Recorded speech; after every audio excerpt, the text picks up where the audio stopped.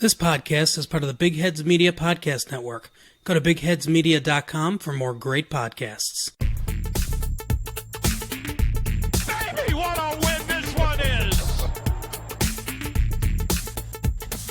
The most patient fans in the league, right to the dog pound, up and in he goes! The rookie out of Georgia goes right side 40, 45, 50, he stumbles a little bit to the 40, he's to the 30, 25, 20, 15, 10, 5, touchdown! Greetings, Dogpound Nation. Welcome to Two Green Browns podcast, part of the Big Head Media Podcast Network. I'm John Cahill, joined tonight not by Neil Dunworth. Neil is currently indisposed, the only one of the crew that didn't make the Drunk podcast. We can talk about that at a later date, Neil. Joined tonight by Chuck Filek and John Billak from the Say It, Chuck. We're from the Talking Sports Stuff and Things podcast. Yeah, I'm not there yet, Chuck. Sorry, Fair enough. It's still not rolling off the tongue for me. And John, you need to get a look in there. You need to sort that out. Hey, you pronounced my last name correctly, so I So basically tonight it's our inaugural Drunk podcast, and 3 out of the 4 hosts need it. And just so everyone knows, we are drunk, and if you're not predisposed to foul language or hot takes, this is probably not the podcast for you. This is as hot take as it gets, baby. Yeah. So we're going to set the scene. I'm here in Ireland, drinking Tyskie. It is the kind of like the Polish currency of beer here in Ireland at the moment. It's like the Polish guys here in Ireland love this beer, and I love it's the best thing the Poles brought to Ireland. Hard work and good lager. Is a great import we've had from the Poles here in Ireland. Good strong 5% Polish beer and some let's just say homemade blueberry drink. I'm not saying any more than that for the moment. Homemade blueberry drink, and it's lovely. And it is 1:15 in the morning here now on Saturday. Yeah, time flies when you're having fun, boys. So what's going on in Ohio at the moment, lads? So here we are in Ohio. We're here just outside of Cleveland, Ohio. As y'all know, I'm Chuck Filek. Been on this podcast many times with John, and we'll just say John because some people are absent. But we also have my cohort, my only John Billak here in Cleveland, Ohio. John, how you doing? doing well. Thank you guys for having me, and I'm happy to be on with you guys. So we're just here. It's been a long day. We knew we were getting ready to hop on with John here in Ireland, so we spent the day grilling wings, drinking beers, just getting ready to have a good time and talk about whatever the hell we feel like talking about, whether that be sports, Browns, or otherwise. And we're here and ready to talk about whatever. And just as something that Neil always tends to do to start a podcast, just to check in with, what's the weather like? What's the weather where you are now? So to be fair, the weather right now, we're at about 70 degrees, partly sunny. And what's that, Celsius? That's Fahrenheit. That's gonna be Fahrenheit, John. Yeah. Sorry. Celsius. Yeah, like Celsius.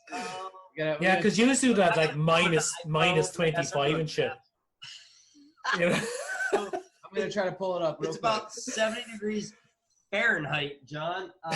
Partly sunny and no rain for the first time in about 5 days. So right now it feels great. 21 Celsius. I'll take that. Oh, yeah, it's good stuff. So like here at the moment, we've gone through a bit of a drought. We have had 2 weeks without rain. Which is it's quite weird. Last couple days. Yeah, what has been happening is we've had like sort of mild weather with no rain. It hasn't been like, sun's out, guns out, type of weather exactly. But my poor vegetable plot is not doing well at the moment. and we could do with a shower of rain very soon. But we're getting actually more hot weather for next week. That's the end of the forecast. It's something I feel obliged to do because Neil is big into it. Right, so let's just talk sports in general before we get into the Browns. Today was a big day for me. First, well, no, not the first. I watched UFC last week. I'm not a big fan of UFC. I don't like that sitting on top of each other, punching the shit out of each other kind of thing. I'm not really a massive fan of that. I'd actually probably take pro wrestling before I take UFC. But anyhow, it was live sport, so I watched it, and I stayed up till like 4 a.m. in the morning to sit up and watch it. Didn't feel very good about myself the next day after sitting up to watch that. But today we had what I would call proper sports. The first proper sports on TV today. I watched Borussia Dortmund play Schalke in the Bundesliga. Now, I see you shaking your heads there. That's soccer. Soccer in Germany. Football. Soccer in Germany. And there was a guy I was very interested in seeing playing, a young man called Erling Haaland. He's a striker for Borussia Dortmund, had a great game. Dortmund won 4-0. I'd be particularly fond of Dortmund to look at. Soccer in Ireland, it'd be second nature to grow up watching soccer. So we would generally people growing up in Ireland will have a team in England. They'll have a team in Scotland, which is generally Celtic. And you will have a team maybe in Germany, France, and Italy. You'll have a team in all the major leagues that you follow. And, an hour and a half of sitting down with herself giving out that there was sport on TV, a bored child sitting beside you going, "Daddy, can we watch something else?" It was like a typical Saturday. It was like an actual real Saturday for the first time in a long time. Well, I can tell you right now, quite honestly, I wish I knew the first thing about anything you just said. That would be something to entertain me in these times to keep me busy, but I don't know anything about soccer, especially. I try to watch the highlights the best I can. I try to pick up here and there, but even when I try, I'm left hung out high and dry. I don't know how you feel about it, John, but I heard you say a couple things like Dortmund, and I know the teams like I know Christian Pulisic was. Oh yes, Dortmund guy. Yeah, is he still with Dortmund? No, I don't think so. He's gone to Chelsea, I think, isn't he? And do you know that guy Reina that used to play for the States, left back, Claudio Reina? He was like the captain of the United States national team years ago. His son was meant to make his debut for Dortmund today, Gio Reyna, but he didn't. He got injured in the warm up, and he's only 17. The young guy was meant to be making his debut, but to make it sort of semi-American relevant, that's about all I got for you. You hear what he just said? Like, you make me sound like I shouldn't even be in America because, like, you sound like I'm the worst American. You're like, yeah, he's the left back for America, and I'm going. Oh man, Claudio Reyna is like Italian 94 or USA 94. I think it was in the World Cup. He was a big deal. Yeah, no. When you grow up, we grew up steeped in that shit, though, Chuck. That's like soccer is our bread and butter as kids here. Like, you know what I mean? That's it. I love the sport. I'm just not that ingrained into it, to be honest. Yeah. I think it's a thing where I do. I mean, yeah. Look, World Cup comes around. I'm hooked in. I love it. I'm all about the soccer. Other than that, the fact that I don't have, just a local team that plays in a league, like, I don't have Columbus Crew. Columbus Crew is that's your team, Chuck. That's your team. Closest thing we can get. You're right. and the people who own your beloved Cleveland Browns own the Columbus Crew now, apparently. Yeah, so they are now my default American team. It's really interesting just to briefly touch off it. Like, the reason Neil supports the Cleveland Browns is through soccer, because his team in England is Aston Villa, formerly owned by Randy Lerner. Like, so that's kind of where the connection for Neil with the Browns is. So yeah, it's kind of like it's a different. My team in England are Manchester United. Like, so I was spoiled growing up. Like, when I was growing up, from the age of about 12, I think, like, Man United won the league nearly every year, and we had like the best of years, like up until about 6, 7, 8 years ago. Like, they were winning everything around, and it's kind of it's a different thing. It's like in the US. I often see with the US, like the women's national team get massive support in the US. Yeah, and I think it's great. Megan Rapinoe is actually someone I really enjoy following, and I love listening to her speak. Like, you know, there's some great women there, like in on the national front to sort of push the game forward. But like soccer is kind of, you know, it really is. It's sitting there behind football, behind baseball, behind basketball. Like it's sitting there in a sort of a distant fourth position.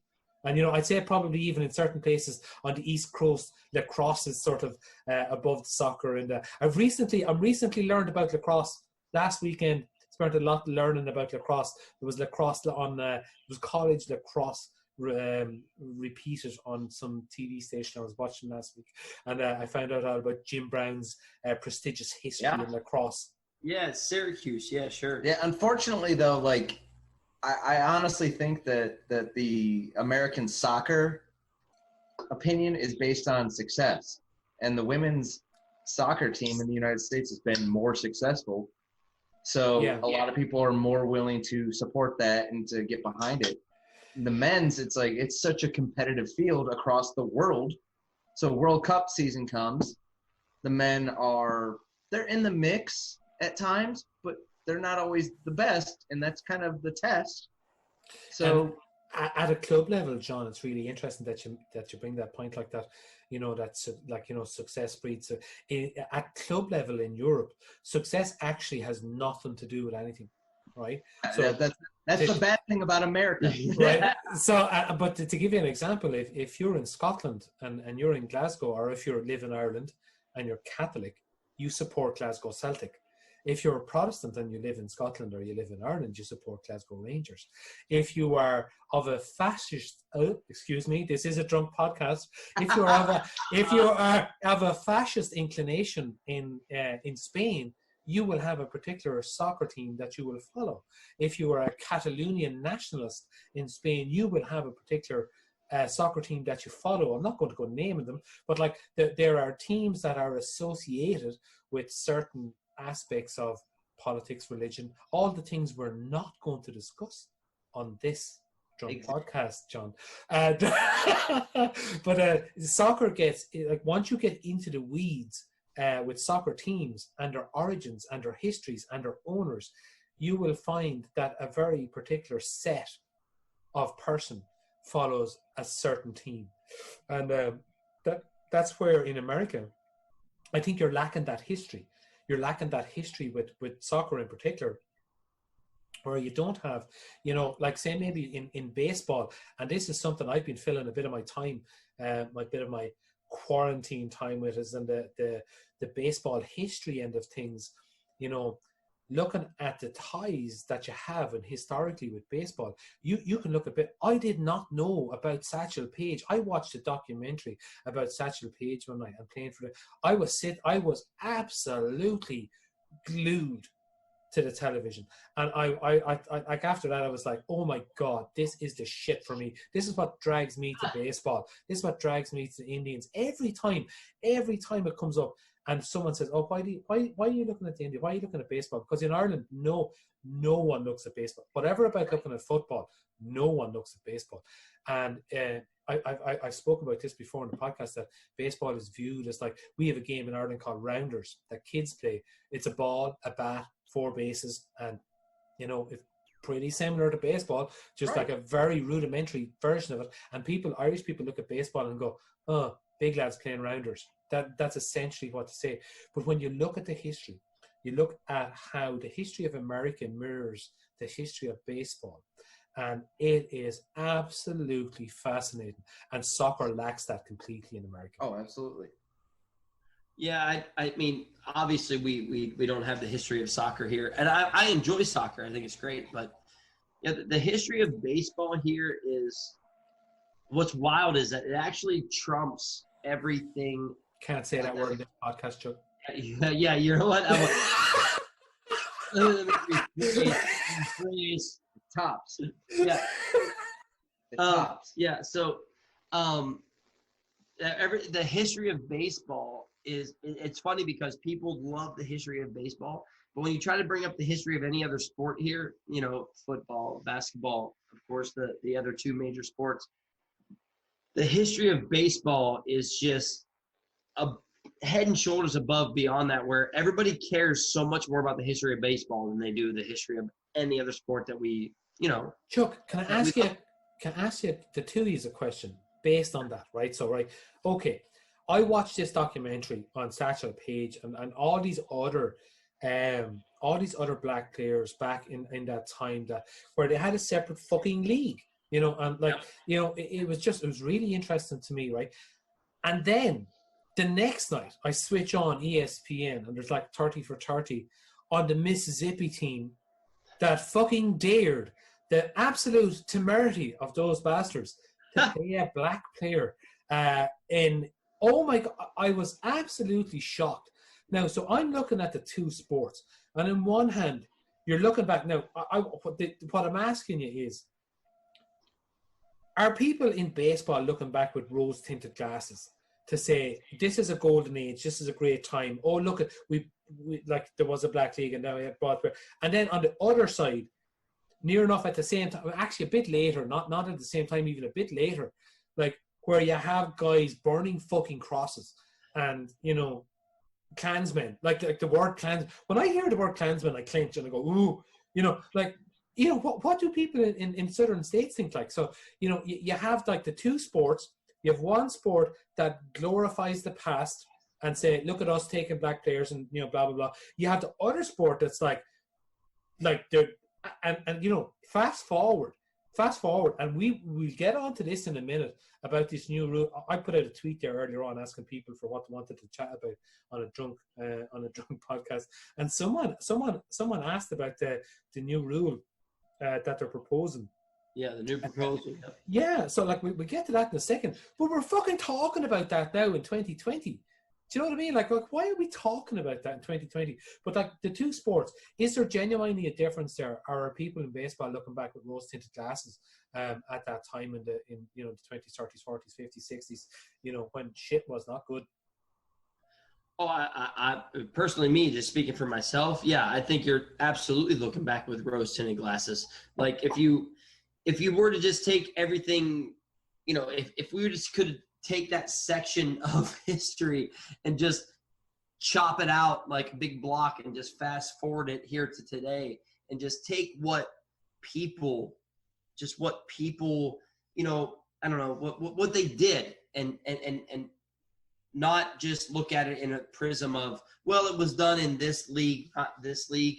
Yeah, it's crazy. That's crazy to me. And I wish that we could just look at it through a prism of, yeah, it was all done collectively, you know, and it's I don't know, it's sad that we have to look at it in, you know, the way that, like you just mentioned, John, that here we are looking at it like, well, it's done in the past versus this. Yeah, it kind of sucks. I don't know. That's just my view on it, John. But.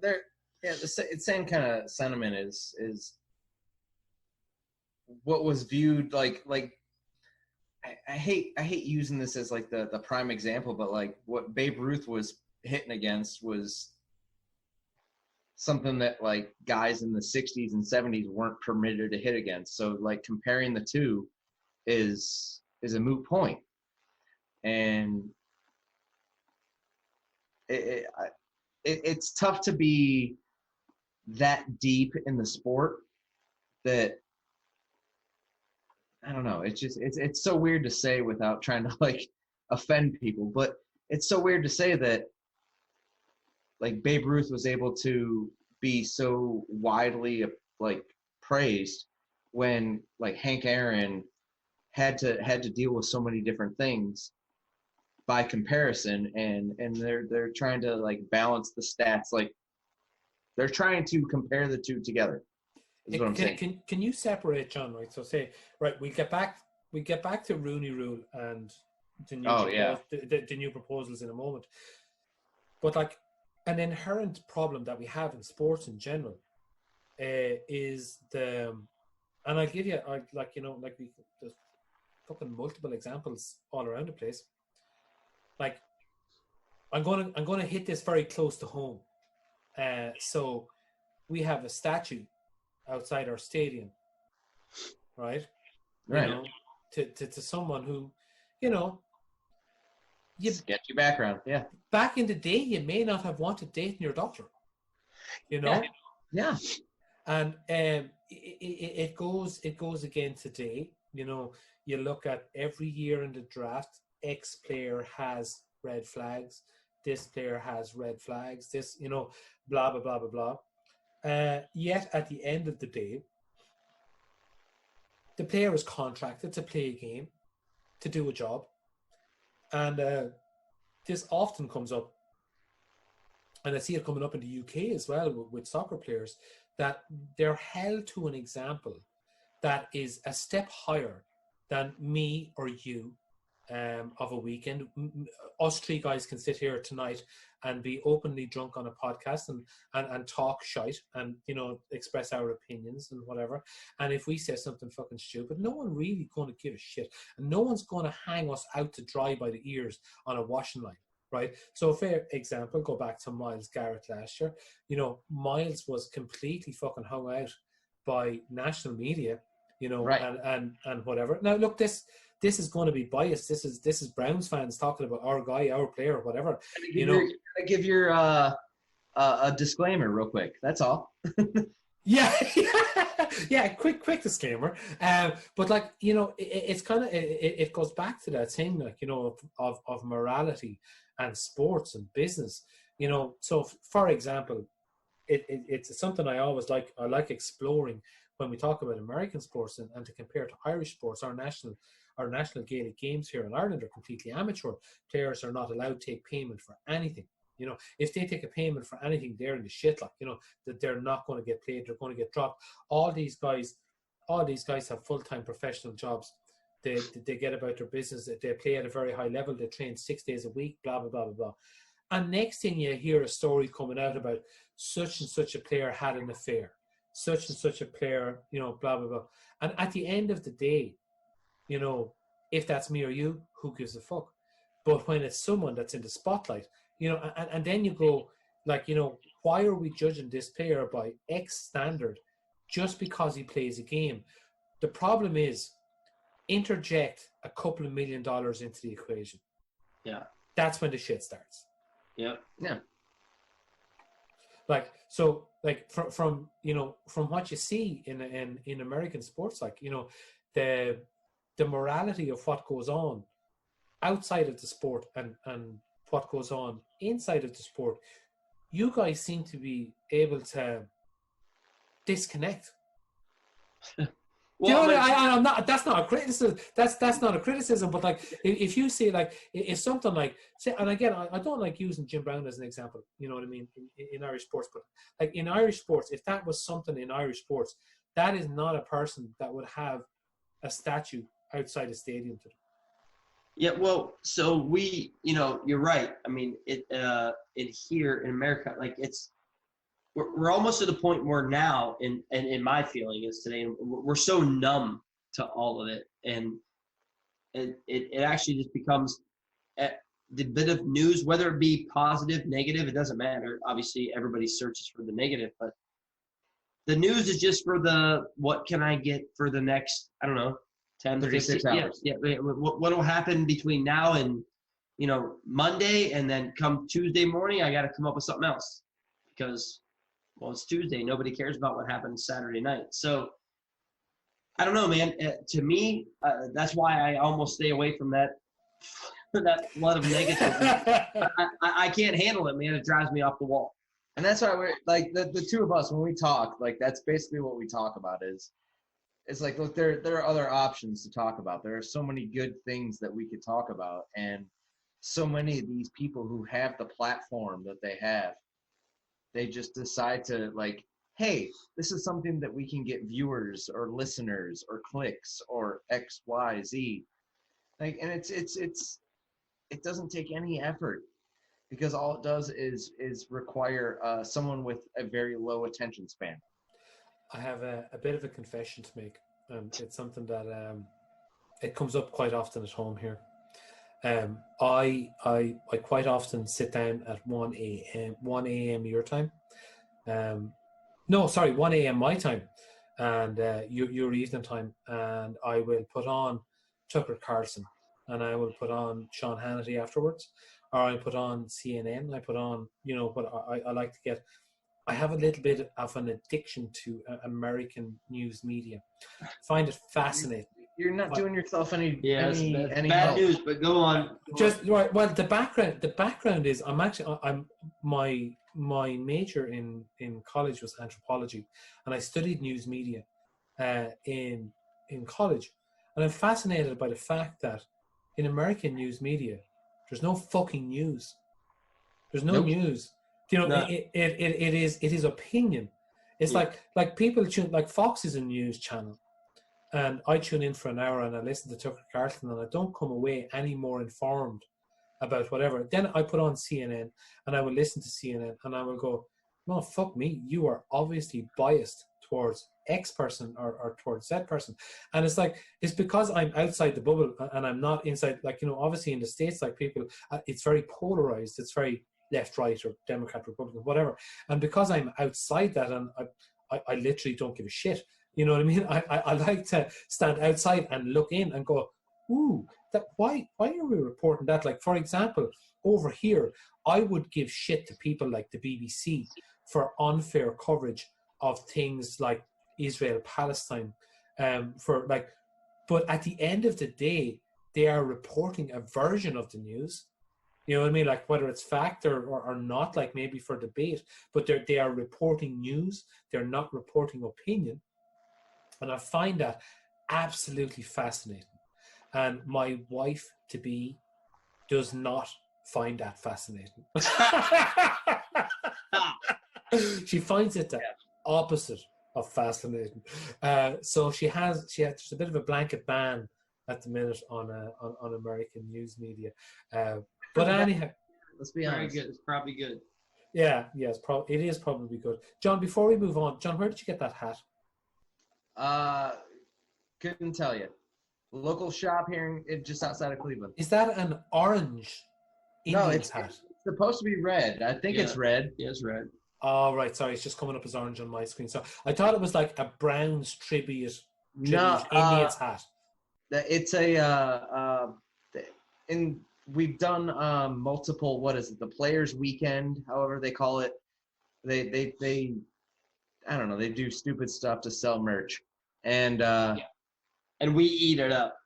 And I found this at a team shop nearby and bought it up. Awesome. Looks brilliant. Hey, I appreciate it. Right. Let's move on. Will we actually move on and talk about the Browns? Is that, or no? Actually, before we move on and talk about the Browns, we'll talk about the rule proposal for jumping up draft spots to hire black people. Tell me what your thoughts are. Here's what's crazy. To me, all I think about is this. Sounds great. I don't know that I'm pro or con, whatever. I mean, I think it sounds a little crazy, but of course, in typical Cleveland Browns fashion, we would come up with a rule now that couldn't apply less to us because all we do is hire minorities in every significant position in our organization, and yet all of a sudden here we go with it being advantageous. So that's all I can say about it. John, do you have any hot takes on this front? I gotta be honest, I don't know even like that there was a different rule change or anything to the Rooney rule. Right. So what I'm not very familiar with the rule, or the rule change proposal. It's something to do with jumping up draft spots if you hire a minority GM manager, whatever. Right. So really, yes, you're right. So hire a minority GM, I believe you get to move up X amount of draft spots in the third round. Yeah. Well, right. Yeah. The compensatory picks, whatever the third round is. So this is like a real thing. Yes. Oh yeah. No, it's a real thing, John. It's a real thing. So I have a race relations officer that I'm going to defer all my opinions on this to. His name is Slim Dog. I'm going to chat to Slim Dog. Slim Dog. Yeah, we gotta get Slim Dog in on that. I'm pretty sure I know what way he's going to fall on this, right? But from my opinion, and and from what I've seen in Ireland, when you introduce what we call positive discrimination, that's not a fucking good thing. That is not a good thing.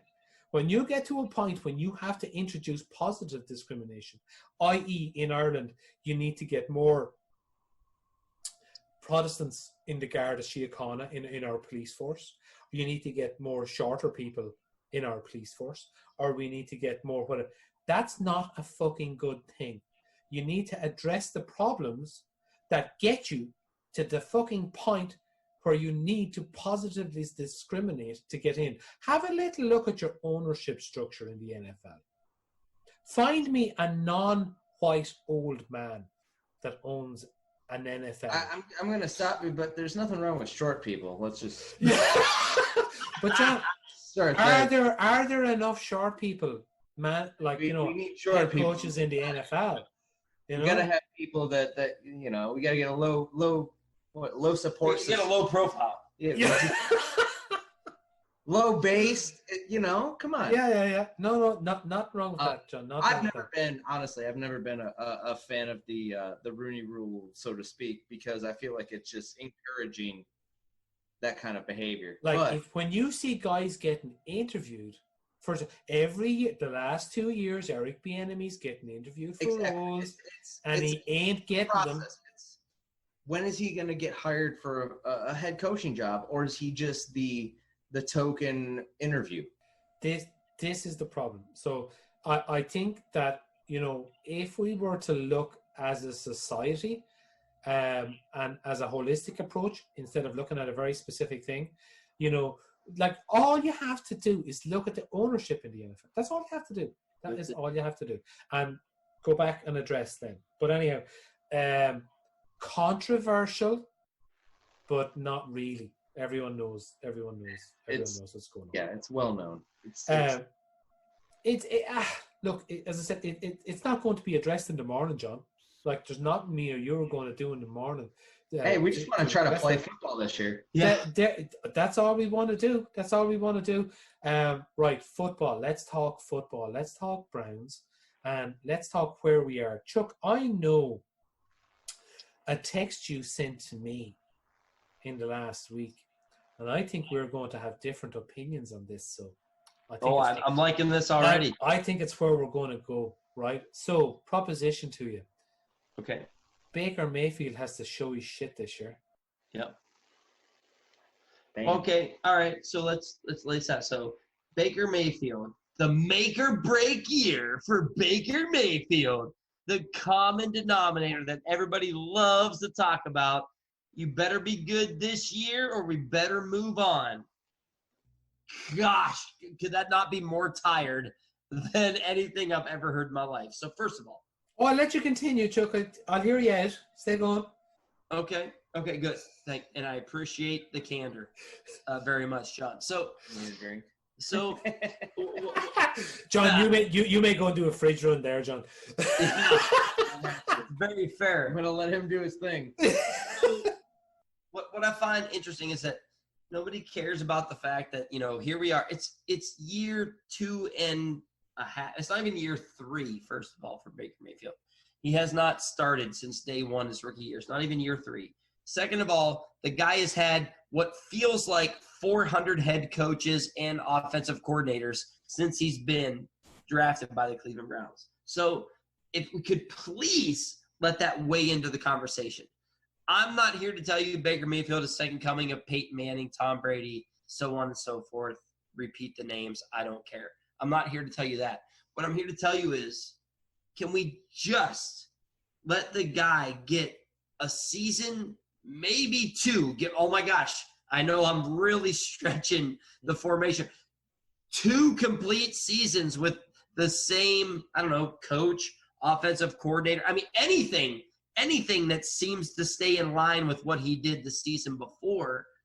Can we just let this guy do that before the hammer of judgment just hammers down on him from the heavens, when the guy, to me, everybody always resorts back to last year was terrible.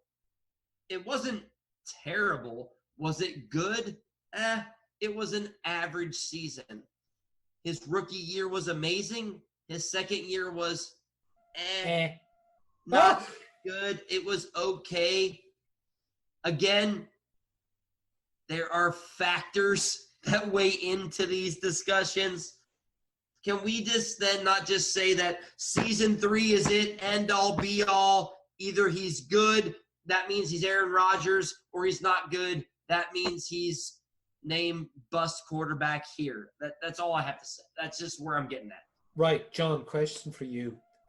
Next year for Baker Mayfield, what is success? What is the measurement of success for Baker Mayfield next year?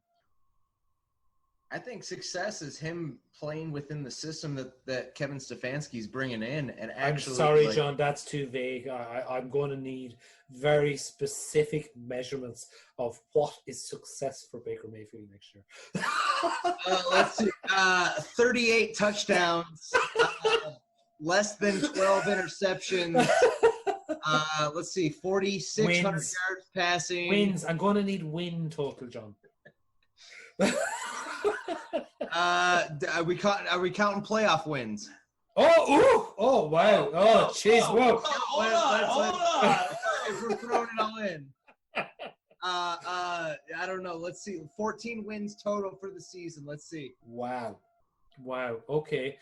Right. Well, I'm probably going to disagree with both of you, to a certain extent. Right, Chuck. Yeah, I hear you, Chuck. I hear you. However, number 1 draft pick in his 3rd year. What's a measurement of success for a number 1 draft pick in his 3rd year? Let me just interject real quick before you go on, and I'll let you go on. I just want to say one thing. Where a player is drafted. Chuck. Chuck. Has nothing to do with the player. That's not his. It's not his fault where he's drafted. Go on. He'd have been off to the Jets if we hadn't picked him, or the Patriots, or there was lots of teams hot for him. We can't all be 6th-round draft picks. Sorry. Well, I'm still waiting. There is that. Right. So my take on this is that, I think what we need from Baker Mayfield is Baker Mayfield needs to be a top 12 quarterback. He needs to be, at the very least, hovering around that, I'm going to be really fucking good next year area. If he's not, no matter what anyone says, Chuck, no matter what I or John says, Baker Mayfield is going to be viewed as a bust. And that's a fact. That there's no getting away from that. For a number 1 draft. And I'm not saying that's the correct way to approach business. I think Baker is probably the guy for the franchise. I think he's probably the guy that we should run with. And I think, but my issue is going to come in a year or two's time when they're going to start talking about paying him. And if he is not a consistent contributor at the quarterback position to the level of top 10, top 12 quarterback, that's an issue. That's definitely an issue. I honestly think that, to that point, I honestly think that if he has a similar season to what we just saw in 2019, I think that's enough to give the Browns a reason to re-sign him. Whether or not it's fair, I think it's borderline, John. It's exactly whether or not it's fair is up for discussion. But I also think that, and I hate saying it this way, but it's exactly how it comes off, is based on what the Browns have experienced. We need a quarterback that can withstand 16 games and do it at a average or above average level. I hate saying that. John, what age are you? I'm 34. 34, okay. How long are you seriously following the Browns? My entire life. Your whole life, right? That's 34. Right, I'm only seriously following the Browns for 20 years. Yeah. That hasn't happened. It hasn't. No, it hasn't. And I've lived my entire life through it. And And the best quarterback I've had in my entire life was Bernie, and that was when I was an infant. So, And Bernie Kosar to me is fucking YouTube clips. right. You know what I mean? You know? Right.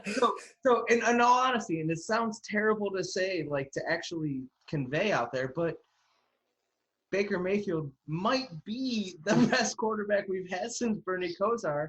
So that might encourage ownership to pay. I do not disagree. I do not disagree. Whether or not that's the right decision, who knows? But that might be the decision. Is if he has a similar season to what he had in 2019, that might be enough for ownership to say he's our guy, regardless of how we feel about it. It might be enough, which is it's a tough balance to have, because it's like, yeah, he didn't have a great season, but he didn't have a bad season, but also we haven't had shit for 20 years. So it's like it's without sounding disrespectful, it's the Andy Dalton paradox. I love Andy Dalton.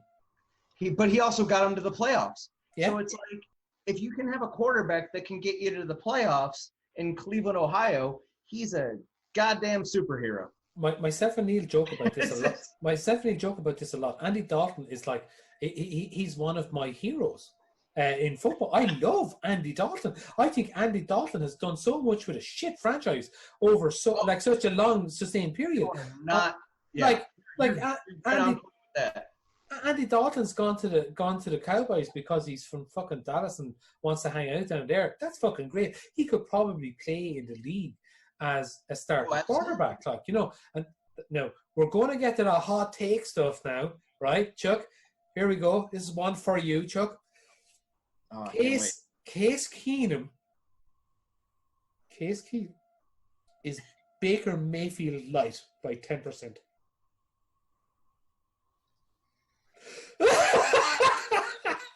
I'm just gonna take before I go too far in. Yeah. Now, is that your opinion? That's your opinion, no. John. That's a hot take that I'm just putting out there, John. That may not be my opinion. Yeah. And I would take that hot People take. are saying. People have said. And by people, I mean dumpster fire, trash diving people. But yes. Oh, well, maybe I might believe a little bit of a Chuck. No. Don't go too much. You will not talk to me in that tone of voice either, John. I'll tell you right now. There's no comparison. Don't even get me started on the fact. Whoa. Chuck. Back the truck up for a second. Okay. Case Keenum took a shitter team than the Browns have on paper at the moment to the playoffs. Under Kevin Stefanski. Who was his coach? Yeah, good coach. Yeah, good coach. Who was Case Keenum's coach when he did that? Kevin Stefanski. Oh, that's so weird. The same coach that Baker Mayfield's gonna have, that's gonna take this team to the playoffs. Thank you very much. Chuck banged the table there, just so everyone knows. Just so everyone can that was my left hand hammering down on the table. So 400 drinks in, but go on. Yeah, like what I'm saying is very high caliber. Very high caliber. We're just to a point right now. Just short of Andy Dalton. Just short of Andy Dalton as a backup QB. I'm just short of Andy Dalton. Jen, what do you say, Jen? Jen has just joined us. Go on. Who's the best backup quarterback in the league, Jen? In the league? Yeah. Backup quarterback, that is. Oh Name 5. Name a handful of backup quarterbacks in the league you'd like at the Browns. I don't want anybody. I want Baker Mayfield all day. Chuck, you're after training her to say that, aren't you?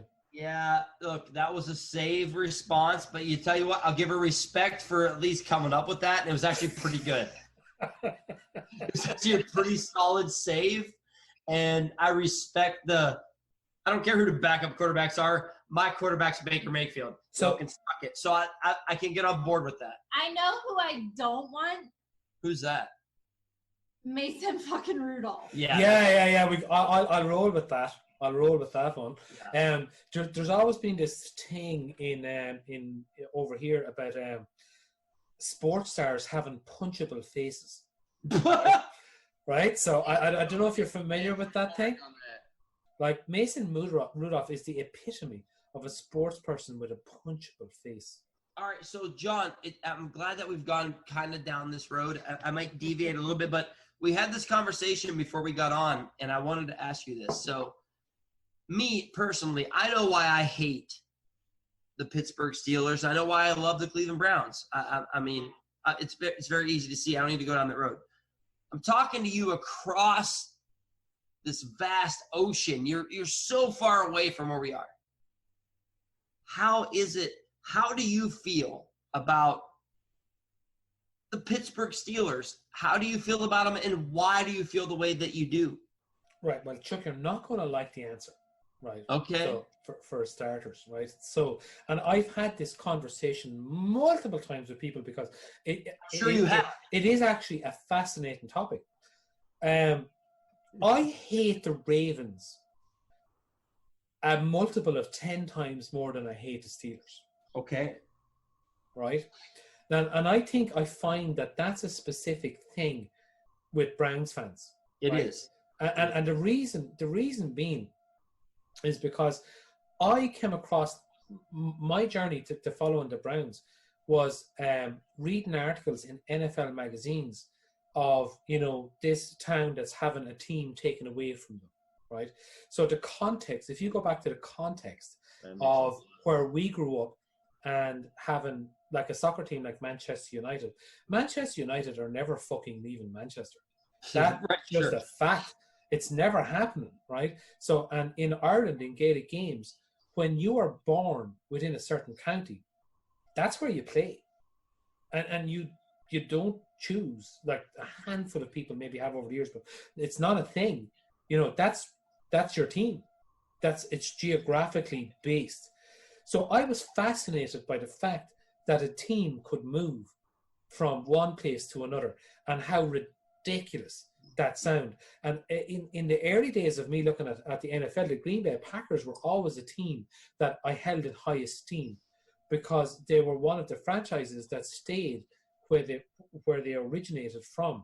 Yeah. And as an Irish person, that like resonates, So for me, I see this team coming up like in the Ravens, and I remember, I more or less remember like when I started properly looking out for the Browns, and it was like Art Modell, this team starting up, it's the Ravens, blah blah blah blah blah, and I was like, oh well, that's wrong, So I knew who I was before I started supporting the Browns. I fucking knew who I wasn't supporting. You know what I mean? Like so, like I knew that straight away, and then with the expansion franchise. And again, this might sound weird. My first draft crush, my first, falling in love experience in the NFL, Tim Couch. Oh God!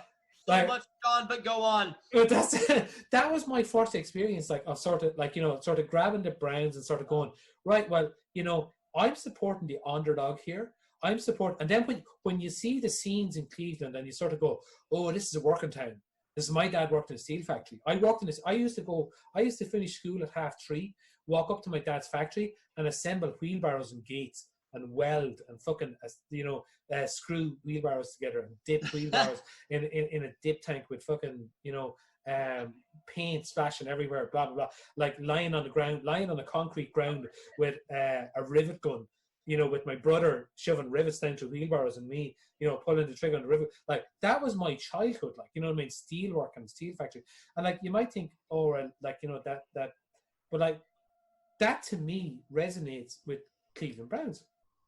So, to me, the Steelers mean fuck all to me. They don't mean anything to me. But with regards to hatred, with regards to who I want to beat on a yearly basis, I'll take beating the Ravens twice a year. I'll take that. That'll do me. That's where I am with that. Now, as regards the whole Mason Rudolph shit, yeah, hit Mason Rudolph. As regards Ben Roethlisberger, there's plenty of words I can use, and we have used the disclaimer of a drunk podcast and all that. And I'm not going to go down that road. However, The word therapist man. comes to mind. Really? Yeah, Oh, is that yours, Chuck? Yeah, that's mine. And this is signed right here by Tim Couch. Oh, wow. Right. Yeah, Yeah, that's autographed by Tim Couch. that's pretty awesome. Don't put that in the wash, Jen. To be honest with you, I do have a Johnny Manziel Cleveland Browns jersey. So do we. Oh, Johnny Manziel's yeah.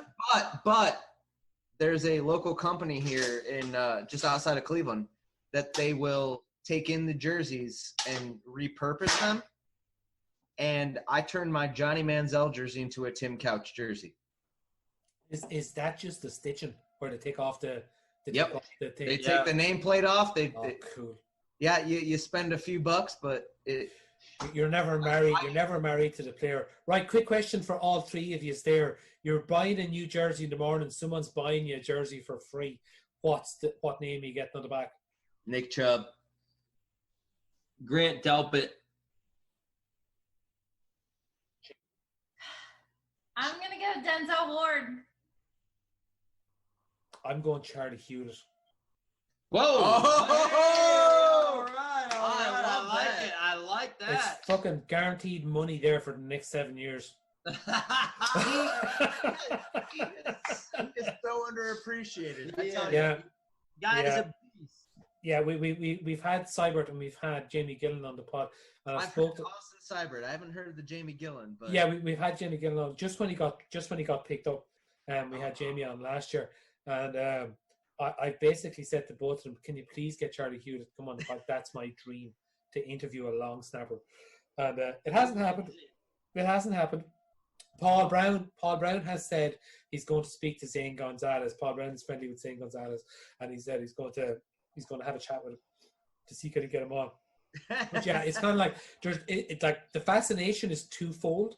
It's like one, it's like the player that's been there through all the shit, you know, the one guy that's just like stuck it out like through all the shit. And secondly, fucking long snapping. Why, you know, and like what goes into the thought process of being a long snapper. Like, there's a skill set to it. So like they just like one of my roommates in college was a long snapper in high school, and he was talking about it, and he was electric at it.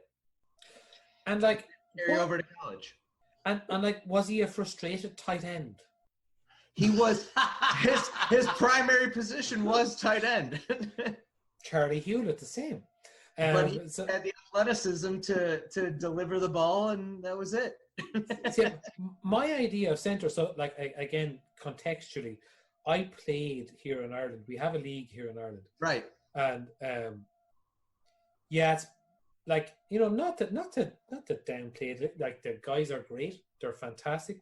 We get a lot of guys that are living in Ireland for a few years, working in companies or whatever, that have played. Like, if you've played Division 3 college in the States, you are a fucking superstar in Irish American football circles, right? That is just a fact, like, you know. But I played on the O-line, and basically the determination of who was the centre was the shortest one. That was, you know, whoever was the shortest one played centre. So I played centre myself, and I never managed to snap the ball correctly. It was literally just handing the ball to someone. I don't think I ever managed to successfully snap the ball, as you might call it. But the position fascinates me. That long snapping thing like that is just, you know, it is a skill in itself. It's like it's a quarterback throw from between the legs with your head on the ground. Yeah, that's their they live got there. the spin Yeah, and they live everything, there. and they know what they're doing. John, quick question for you: Do you support? Yes, do you support that college team in Ohio that everyone seems to love? Good question. No, I don't actually. Tell me more, John. So yeah, I'm not a big Ohio State guy. Excellent. Who do you support, John? The University of Michigan, actually. Oh, wow. Oh, we're going to have a conversation here, Chuck. We're gonna have yeah. So, well, to be fair, I graduated from a school just outside of Cleveland, about an hour south of Cleveland, Mount Union. So I'm a Mount Union. Just because I never heard of them, John, doesn't mean they weren't good. They're a division. Yeah, I'll say you can look up Mount Union. Dominate. They're a Division III powerhouse. Division III powerhouse. Not Feel free to look them up. all those Division III boys in Ireland playing that football league. That's where they're coming from. They might be coming from Mount Union. Yeah, for all you know. But we've won 13 national championships since the 90s. Just In what? little plug. I said in what? Yeah. Sorry, John. No, I had to get that in there. No, in all honesty, so my college football was based on my grandpa. My mom's dad actually went to the University of Michigan until he went to World War II. He enlisted in the Navy, and he was a University of Michigan student. So that side of my family was University of Michigan. And my mom and my dad met in, whenever they met, but my mom had moved to Ohio. So it was just sort of whatever. But my mom's side of the family happened to like the University of Michigan. My dad's side of the family couldn't give two shits about college sports. So when I grew up, I remember specifically there was one weekend we were getting ready for the Ohio State-Michigan game. I couldn't have been 7, 8 years old. I asked my dad, I'm like, who are you rooting for this weekend, Dad? And he goes, Bowling Green, which I don't know if you're familiar. I'm very familiar with Bowling Green to be one of my teams. Yeah, my dad went to the Bowling Green State University. He goes, Bowling Green. I'm like, no, Ohio State or Michigan. He goes, Bowling Green. I was like, I don't know. What are you talking about? I like your dad, John. I appreciate that. He goes, I don't care who wins between Ohio State and Michigan because I'm worried about who Bowling Green is playing today. Who Bowling Green are getting beaten by today. But yet still, I appreciate your dad, John. That's the role I go. But my mom was big into Michigan, so I gravitated towards that. Chuck, that's will how I became a Michigan fan. Chuck, will you do me a favor? Chuck, will you ask John a Michigan question there and keep it rolling there for about 3 minutes? Because as this is a drunk podcast, I have what we might call a modesty break to take. Let's see what you got, John. You keep it rolling there, Chuck, and I'll be back in 2.5 minutes. Yeah. Hey, John. Why don't you ask the question and we'll talk? Right. Okay. Right. Why are Ohio State players so overrated in the draft? Discuss. Okay, well, I love that question. At least if someone was going to make something totally loaded, he did that. I wouldn't say they were okay.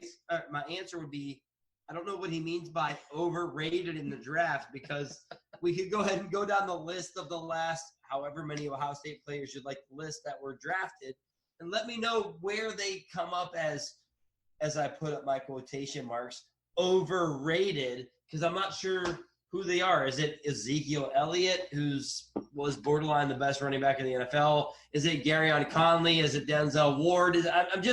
I'm trying to find the list, if you will, of overrated Ohio State players. I think do you know what they are? I think overrated is the wrong term.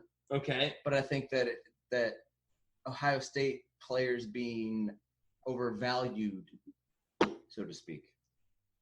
Could be the more correct term, because Does that mean that they're drafted higher than what they should be? Potentially. I think that overrated and overvalued are also very subjective terms that don't exactly equate to the players. That's fair. Do we have any examples that you could give me of players? I just don't like Ohio State players, so I'm super biased. Which is fair. That's also fair, because I don't like Michigan players. I'm super biased, so. Which is not fair to say, because I actually love Donovan Peoples-Jones. I know, but I'm trying to think of past Buckeye draft picks, and I'm not I can't really say. It's because they're good. Yeah. Yeah, that's what sucks. Okay, so I'm back. What did you decide? They're actually good. It didn't work out well, John. Why, John? Why? Because Ohio State players are really good at football. That's why. Chuck, what happened to me the last time I commented on Ohio State? Yeah, so it's funny. I actually mentioned to John, I just told him this today. Actually, we were talking. I said, John, poor John lives over here in Ireland. He has no idea what happens when you dare put your tongue on the negative words of Ohio State football players. And believe me, I love Ohio State, and I love our football team, and I love our players. But my goodness, if you were to dare say a player wasn't just... Chuck, can I ask you a question? Please, sir. Would you like to go for a pint? I would love to have a pint right now. With Nick Bosa? Yeah, I'd love to have a pint with Nick Bosa. You I don't like Nick Bosa, do you? Having a pint with Nick Bosa would be the last thing I'd want to do. John, I'm on your Would side. you not want to hang out with a guy who gets, sacks on defensive line? Is that what you don't like? He comes across as an absolute dickhead. Yeah. Bam. Well, John gets it. could he get sacks on And, that? and Chuck, that might be a family trait. John, by the way, I was at the Browns-Niners game last year in San Francisco. Oh, man, that made me so fucking mad. That made me so fucking mad. I've been telling Chuck and Jen I'm still waiting for my refund from the Cleveland Browns. Oh, man. I have to pay back for the shit I went through that entire week. John, that game, right? I watched that game. I sat up. That was a late game here, right? I sat watching that game. And when I was sitting here, I was actually watching the game like this. John, I was doing that inside the stadium. I was going, oh my God, are we that shit? Are we that shit? You know what I mean? Are we that shit? Or are they that good? That is literally the question I was asking myself. And then I ended up wanting to go and jump into the television and grab Joey Bosa by the neck. I'm waiting for them to give me my money back for that trip. I was so embarrassed to be there in that stadium. Yeah, that's not. But then later on in the year, after the Ohio State and Clemson game, John, I don't follow a college team per se. Okay, I have an interest in the MAC conference. If Kent State, Bowling Green, any of those teams do well, I am fucking there for those teams. Oh, yeah, so are we. So that's like my thing. It's like, oh, MAC team's doing well, I go for those. And Bowling Green in particular, I keep an eye out for. Okay, so then Clemson were Clemson and Ohio State had a very competitive game, and there may or may not have been some calls in that game that may or may not have gone either way, and certain people who follow me on Twitter really, really took a run and went one direction with all that stuff. Depends on who you're rooting for, yeah. Yeah, as most things go, it depends on who you're rooting for. But Chuck, it's coming out, Chuck. You can't help it, Chuck. It's coming out. There were two calls in that game that you could shove right up your ass. Wasn't a catch, Chuck. I'm telling you right now. This is where this went, yeah. You can take both calls and just shove them right up your ass. Other than that, do what you want. I'm just saying. But I love the fact that Ohio State fans can get bent out of shape with someone who isn't a fan of another team, who may be even trying to objectively make a comment. But anyhow. John, I get destroyed for the fact that I'm a Browns fan and a Michigan fan. So right. John, here's something I only learned recently. Geography, right? Look at geography, pretty factual, This is here, that's there, blah, blah, blah. Yeah. Michigan's very, very close to Cleveland. Columbus ain't.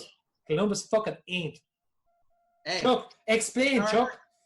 Ann Arbor and Columbus are about equal distance from Cleveland, Ohio. Equal distance? Oh, I thought Ann Arbor was closer. Jen, you have something to say? is a whore. Right. Well, that was straightforward, Jen. That was straightforward. We got that. We all got that. John, I'm used to it now, though, so it's okay. Okay. Right. Better part of my entire life, so. So what I'm learning this evening, I suppose, is the history and division in American sports is more lies in college sports than professional sports. It depends on locale, really. And then there's also fair weathers everywhere. Yeah, it's where we're at. So it's kind of funny, where we live. I mean, look, yeah, it's funny where we're at in this country. 99% of the people where we're from, if you're a Browns fan, you're an Ohio State fan. Where did you all go to college? I went to Mount Union, so that's why. Oh, sorry, yeah, you were Mount Union, yeah. Yeah. I went to Kent State. I didn't go to college. Chuck, I like you the best.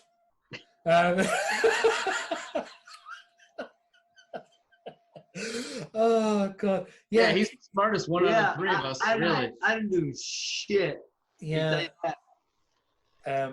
But yeah, but I find that fascinating. Then that Jen, why haven't you got a Kent State jersey on you there waving it around, and you're.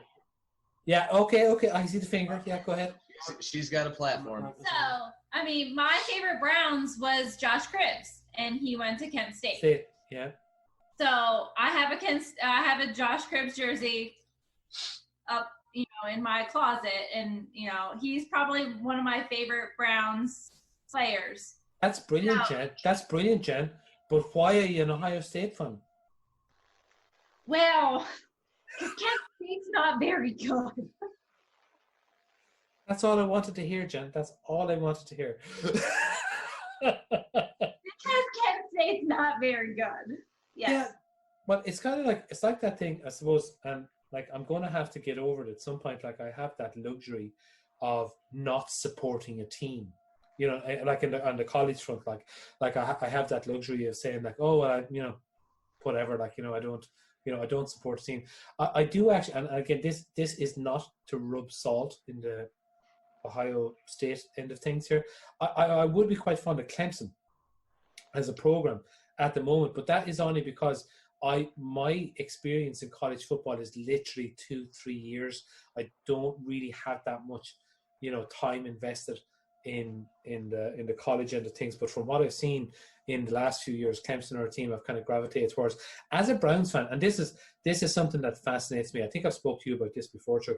As a Browns fan, and just having explained to you where the background of that comes from, I find it fascinating that on a Saturday afternoon you can go and shout for a team that hasn't a snowball's chance in hell of being beaten only maybe once a year, and then go on Sunday and support a team that hasn't fucking won, for 20 years. I find that amazing that you can switch that from Saturday to Sunday. Like, oh, my Saturday team is fucking brilliant, my Sunday team is shit, and still just, get on with it. Well, I'm going to tell you right now, that is what I feel. Because I love professional sports much more than the college aspect of sports in any dynamic. So, but yes, you're right. I find it it's humorous myself, but you're right.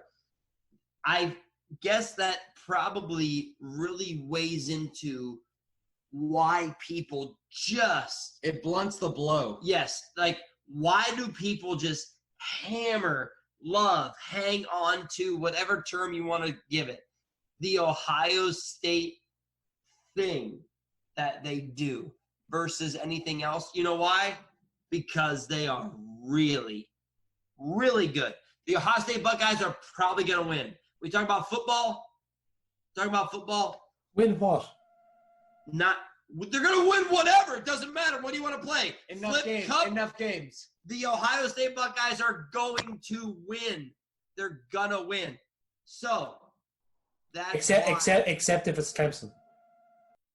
It's probably fair. Except in the last, because Clemson's been good at football for 4 years. John, I have no room to talk. So they've been good at football for 4 years.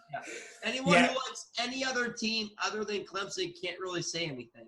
I curse at him every year because Jim Harbaugh doesn't know what he's doing. John, do you follow that clock thing on Facebook or on Twitter? Sorry, that has so many minutes or so many days since. It's been this many days since you beat Ohio State. Yeah. Everybody follows that. But I can also look at the decade and a half in the 80s and 90s where Ohio State didn't beat Michigan, and no one remembers that because the internet didn't exist. That's an interesting point. Because it means nothing. And tell me this, bias, John, are we getting a good one with Donovan Peoples-Jones? I think so. I'm a little bit hesitant on it only because that. Like, the fact that he lasted till the 6th round kind of bothers me.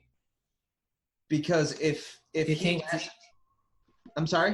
Do you think that's a factor of his quarterback being dog shit? You could talk to Chuck about my Michigan quarterbacks. Like I sat there and I complained to him week after week. I'm like, Shea Patterson, are you kidding me? Every week. But if he lasted 6 rounds, it feels like that there's something that every team saw that we just don't see as the public, So that's why I'm a little hesitant on it. But he's an electric playmaker. He really is. He's done a lot of amazing things with the football once he gets it. It's just a matter of getting the fucking football. I think the Browns have valued traits over production. And I think that's obviously, where they've gone with the pick. Like they've taken the traits. He nearly jumped out of the combine, out of the roof of it. Like nothing wrong except for play for a shitty program. Like Michigan's offense sucked for him. Imagine an explosive player whose dad's a doctor, comes from a good background, hasn't done anything wrong in a few years. And we're not criticizing, but we're not sort of going 6th round pick. Like, how many 6th round picks get signed, or how many 6th round picks get kept around? Like, so, and that's an interesting point to move on to. Even looking at the Browns' rooms, it feels like we've gone a very fucking circuitous way to actually start talking about the Browns. Prefaced it by a drunk podcast. Yeah. So we can basically do whatever we want. Is what that means. So, look at the Browns wide receiver room at the minute. You've got to lock in the 2 big boys. You've got to lock in Rashard Higgins because we've gone to the bottom of taking him back. That's 3 out of 5 or 6 that we're going to have in that room. I'm a massive fan of Kadarrell Hodge based on his, general performance and special teams. And then Donovan Peoples-Jones that we spent a 6th round pick on. And then you look back down the rest of that room. You have Damian Ratley. You've got Montgomery coming back this year. You've got a couple of undrafted free agents. Sorry? Derek Willis? Derek Willis, is he back this year or was he released? I feel like he's still on the roster, but it's also the 90-man roster, so who knows? The 90-man roster, obviously, there's a few of them there hanging around. We've got the undrafted free agents in Tony Touchdown Brown. Love that name. Gotta love that name. And we can all only hope he's as good as Touchdown Tommy Bardell. We can only hope he's as good as him. But go on. And Jamon Moore, Jojo Natson, Jamarcus Bradley, DJ Montgomery. Willis is not on the roster. Oh, well, so damn. As I said, you take Landry Beckham, take Higgins, Hodge, and then there's going to be 1 or 2 from Taywan Taylor, Damian Ratley, Peoples-Jones, Jamon Moore, DJ Montgomery, Tony Brown, Jojo Natson, Jamarcus Bradley. That there is a hell of a fight coming up there in that room. Well, I will tell, in my opinion, after you stopped at Hollywood Higgins, the next best talented wide receiver we have on our roster is Donovan Peoples-Jones. He's the number 4 wide receiver. He's the number 1 return man on punt and kickoff. The guy's electric. This guy played for Michigan. I love Ohio State. F Michigan. Donovan Peoples-Jones is amazing, and I can't wait to watch that guy rip it up. He's amazing. Are you being serious, Joe? Only by 100%. Yeah, Donovan Peoples-Jones is an electric playmaker. He really is. The problem is they had him running remember how upset we were about how Odell and Jarvis were running dumb routes last year? But that's a Freddie Kitchens issue, surely. Yeah. Donovan Peoples-Jones is a Jim Harbaugh issue. Yeah, he's running routes that he shouldn't be running because that's not what his skill set is. He's a great player with the ball in his hands. He's not getting the ball at the line of scrimmage. He's not getting the ball within 5 yards. He's not gonna like he's a good route runner. He's gonna get separation downfield, but that's not his skill set. Right. So what I've seen as someone sort of looking from afar, Donovan Peoples-Jones going up and getting the ball. Oh yeah, he's brilliant at that. So as a fourth wide receiver, playing across the middle, playing on the outside, he doesn't look like a guy that's getting serious separation maybe on the outside. But like as a fourth wide receiver, that is, the skill set we're looking for really. He'd be a great other option against Odell or against Jarvis. Like you throw him, I honestly think that his skill set would be best served in the return game to start his career instead of one of those like throwing him in the mix. Hey, you need to be on the field running routes right away. I think that we've done that too much with the Cleveland Browns, at least. We've done that too much is putting players on the field before they're ready to run routes in the league. And I think Donovan Peoples-Jones has the right opportunity to be playing behind Jarvis and Odell to run, to learn from them, to run routes, to be that kind of receiver before he's forced into it. Are there any other rooms that your eye is drawn to after the draft, after free agency?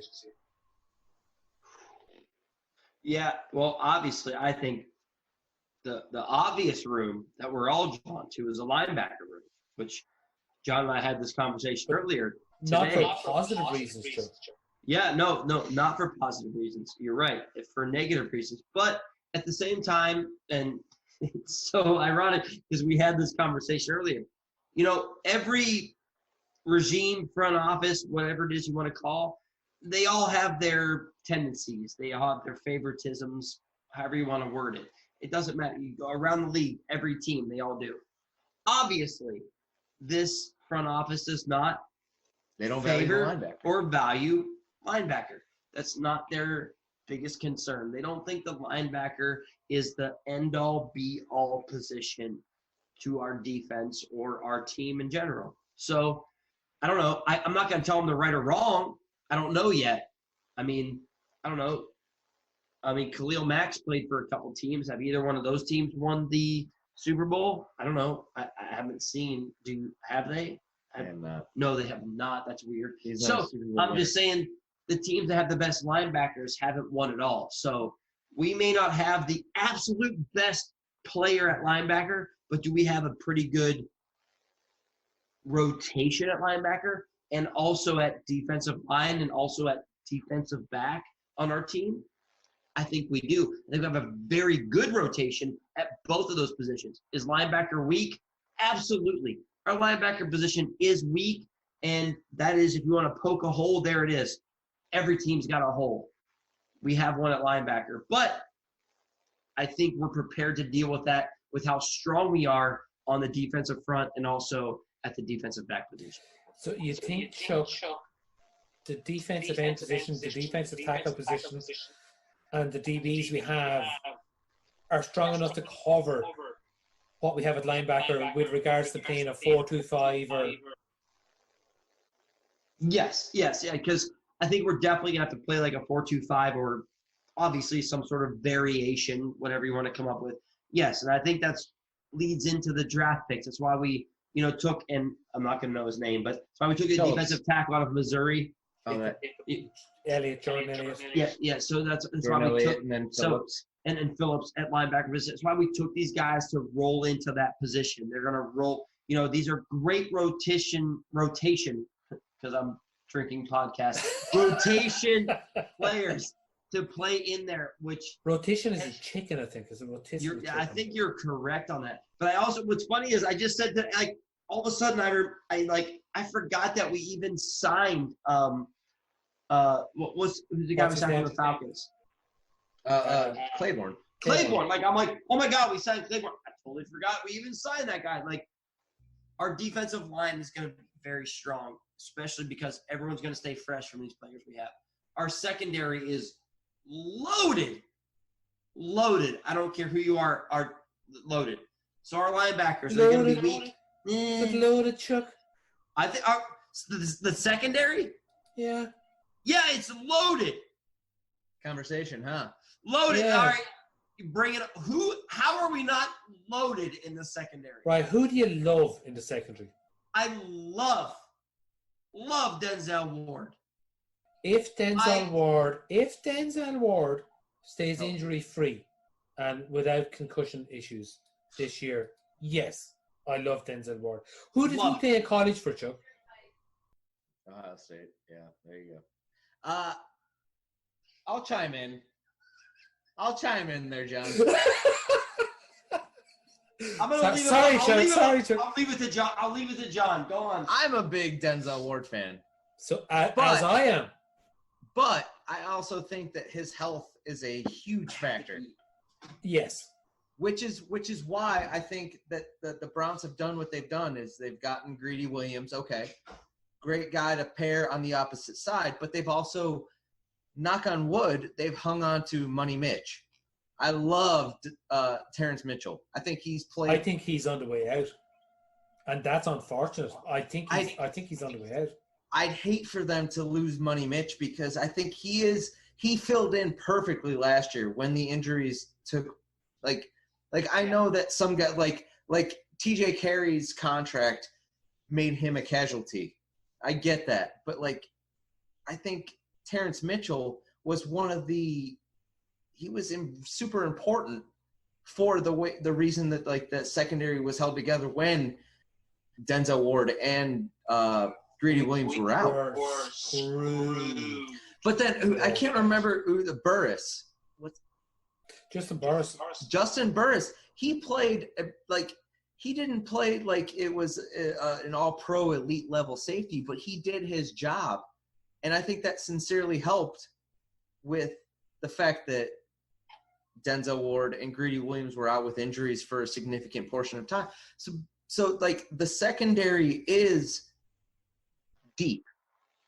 But I also think that Denzel Ward is an elite corner. But the secondary is deep with what, though, John? And this would be my argument on the secondary. Well, Denzel Ward, Greedy Williams. At the cornerback position, yes. What's the argument? argument? Then Terrence Mitchell. And then we've signed a couple of guys like Sendejo and who's the other guy? Carl Joseph. At So safety, yeah. Plus Grant Delpit. And then how many guys did we get? You're moving this. Yes, yeah. Go on. But yeah, I think the secondary is deep. Now to say that they're elite.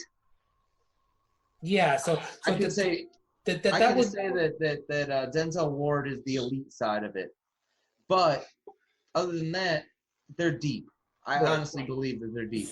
So my argument with that, John, would be deep with what? And to be fair as well, with Denzel Ward, Denzel Ward is not ticking the elite box for me just yet. And I like Denzel Ward, and Denzel Ward ain't going anywhere. And he's our guy, but I'm not ticking the elite box just yet. So when you go say, we'll talk cornerbacks just for a moment. Just look back down that room. I'm going to mention some names to you here. Donnie Lewis Jr.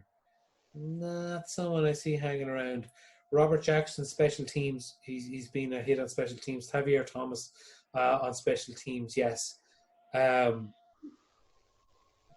Terrence Mitchell. Terrence Mitchell is someone who has been quoted a lot as being on the trade block. I like Terence Mitchell. I don't want Terence Mitchell to go anywhere. And I'm not looking at the contract. I'm not looking at the money here. I'm looking at the player. And I'm looking at him as someone who's, at the moment, interchangeable with our top two cornerbacks and who's doing a job. Kevin Johnson in from Buffalo.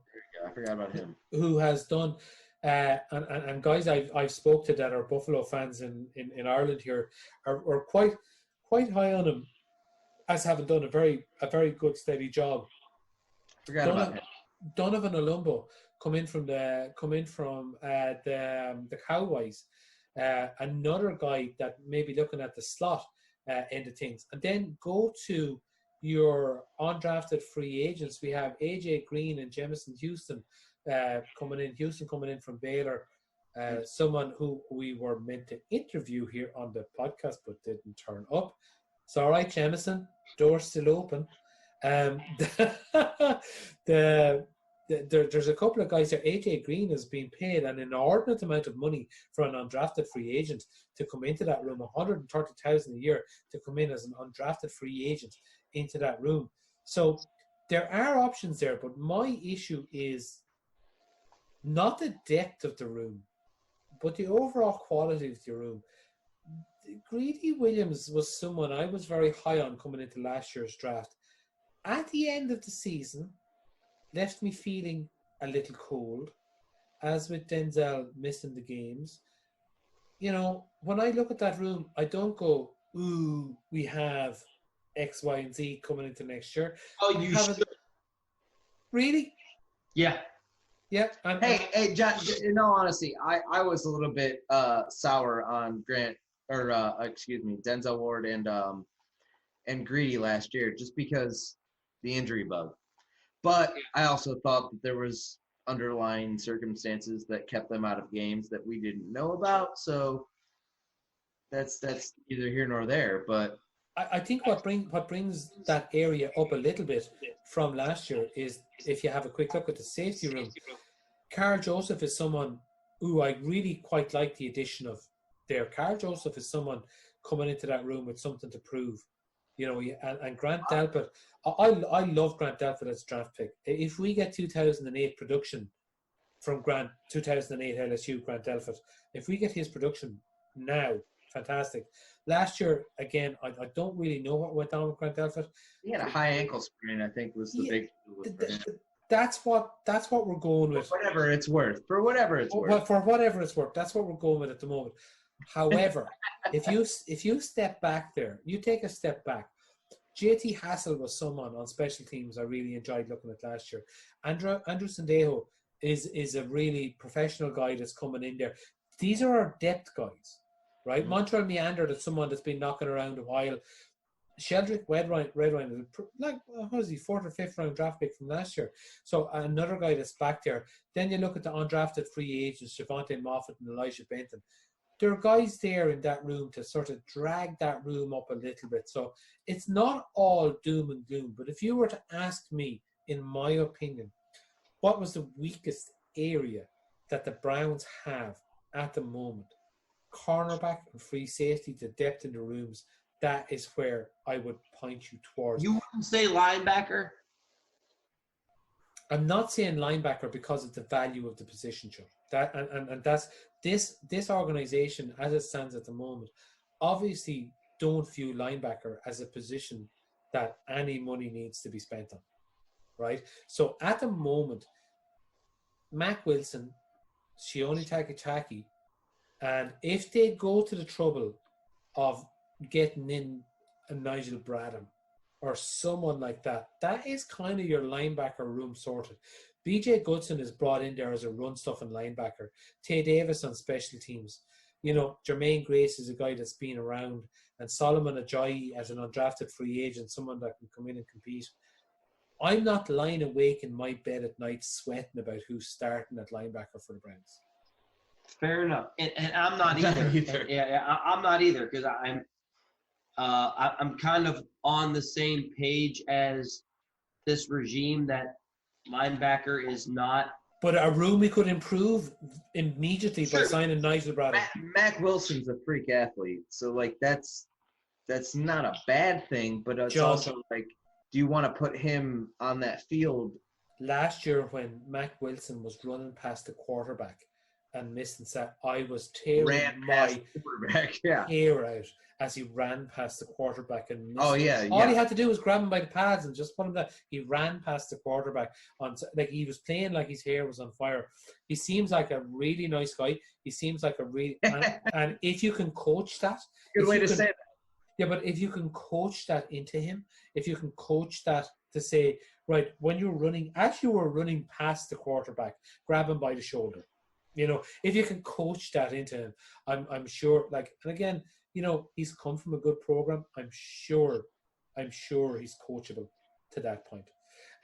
What are your guys' thoughts on the trenches? I'm a big fan.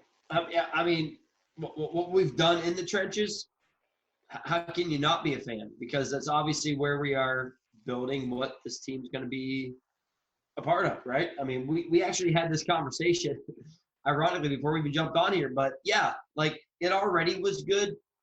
And then when you jump in and take another defensive tackle, you just do what is important, which makes the linebacker position not that big of an issue. I'm just saying. So when you do things that make that position maybe not be a problem, I think it's a great move. Yeah, I'm sorry. Sorry, I just want to stop you there for a second. Chuck, what are you drinking? Are you drinking something that's not alcoholic? This is a Bud Light Seltzer Mango. Oh, sorry, it looks like a soft drink. It's the same thing with alcohol. This is the White Claw type thing. It is basically a White Claw. Okay. It's White Claw. I'm drinking a White Claw. Yeah. When I make it over, I will do a full day of drinking White Claw just to see what it's like. It'll be a day for sure. It's a Awesome. lot of fun. I also wish I had the same hair that you had. Like, go on.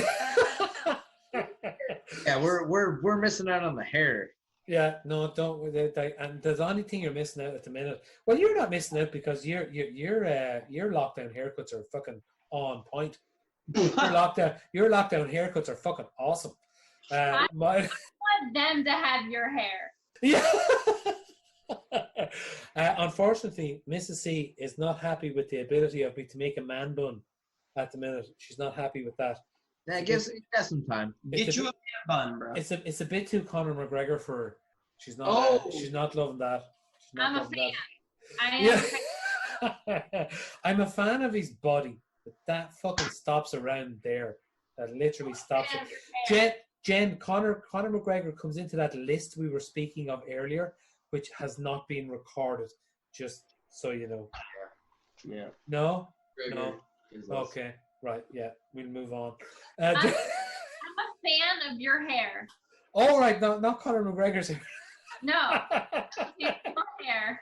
Jen, that's all me. See all that? That's all me with a blade and Helen tidying it up in the back. That, you know. See, I just take a razor to my head and just get rid of it. That it's much easier, John. That is it's much lower maintenance. God has plans for my head, and it's just keep it clean. It's as my former physics teacher when we were kids used to say, that's a solar panel for a sex machine. Bingo. Solar panel. What in the world? Yeah, my teacher, my secondary school teacher used to say that, a solar panel for a sex machine. Great time to teach There that. There you go. So, you know, as well as teaching physics, you know, life lessons as well. Yeah. John, you were just about to comment on the D line there. I'm a huge Myles Garrett fan, so I'm obviously biased, but I think and again, I'm gonna dive into the depth, but with Myles Garrett, and if we have Olivier Vernon on the bookends, I think that Olivier Vernon, as long as he's healthy, is going to be great. But we also have see your butt. We have Adrian Claiborne that's coming in. We have Larry Ogunjobi. We have Sheldon Richardson, Billings. I can't remember his first name, but Sheldon Richardson is so good. We have so much depth on the defensive line. John, I'm going to give you a name. Andrew Billings, excuse me. But No, Andrew Billings. Well, I'm going to give you another name on the defensive end scale Sure. of things.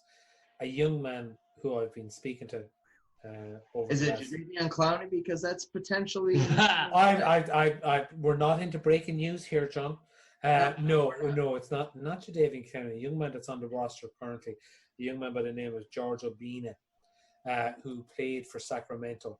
He's an undrafted free agent from Sacramento. Or the sack master of Sacramento, as Sack master of Sacramento. I like I mean, it. that might as I well like be it. his. Like, he better make the roster as Sure. far as I'm concerned. George Obina is a really, really nice young man. An incredibly nice young man to speak to. And when my missus saw a picture of his profile on Twitter, immediately became a fan. So That's what it takes. Chuck, if Jen wants to have a quick Google there of George Obina on Twitter, have a quick check out there, and come back and give us a thumbs up or nay. George Obina spends a lot of time in the gym, and he has the sack record in Sacramento, and has been a very, very productive player there for them in the last few years.